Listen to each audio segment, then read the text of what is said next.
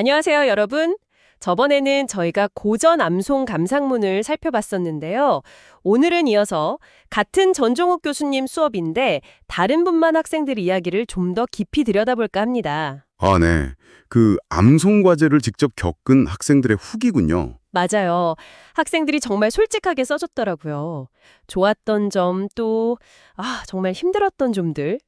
이걸 통해서 이 암송이라는 학습 방식, 요즘 대학생들에게 어떤 의미였는지 같이 한번 파헤쳐 보시죠. 좋습니다. 학생들이 직접 남긴 그 생생한 기록들, 그걸 보면 어떻게 보면 좀 오래된 방식 같은 이 암송이요. 이게 실제 학습 과정에서 어떤 영향을 미쳤는지 좀 제대로 알 수 있을 것 같아요. 단순 과제 수행 그 이상이었을 텐데요. 어떤 어려움이 있었고 또 궁극적으로 뭘 얻었는지 그 속마음을 들여다보죠. 네. 근데 처음 이 과제를 딱 받았을 때 학생들이 어땠을지 상상이 가시죠.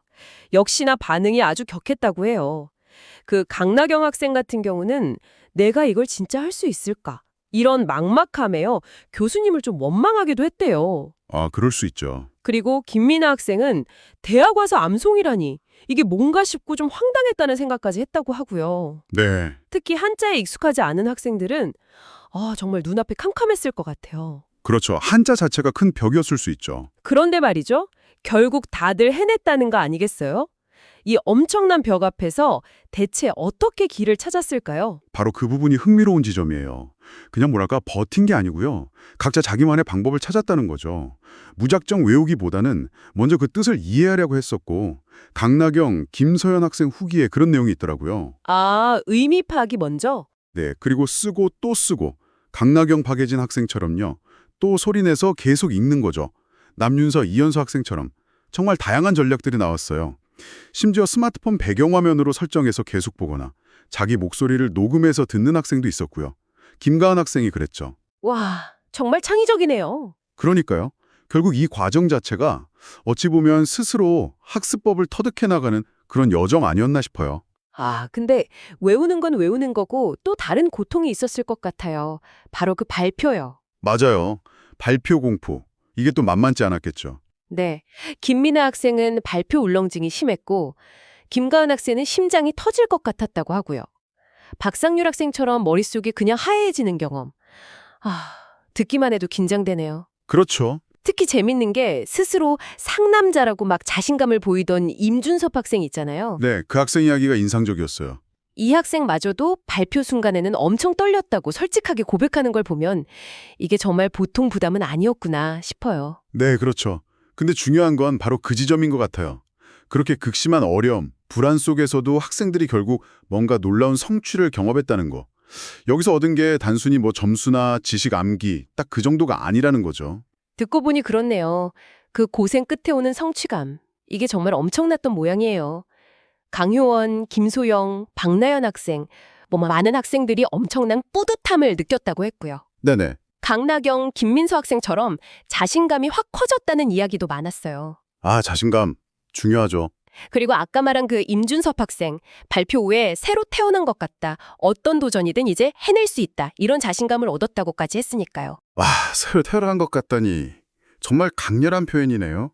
그렇죠. 이건 그냥 과제 하나 끝낸 거 그 이상인 것 같아요.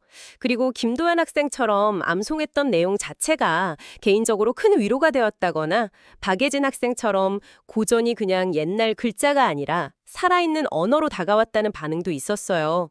참 인상적이죠? 바로 그 지점에서 암송이 가진 좀 독특한 교육적 효과를 생각해 볼 수 있는 것 같아요. 뭐랄까, 단순히 정보를 머리에 넣는 거랑은 다른 종류의 이해, 소위 체화된 이해라고 할까요? 체화된 이해요. 네, 박예진 학생 경험처럼 텍스트랑 좀 강제적일 수는 있지만 아주 친밀해지는 과정을 통해서 분석적인 독해만으로는 얻기 힘든 어떤 깊은 교감 같은 게 가능해질 수 있다는 거죠.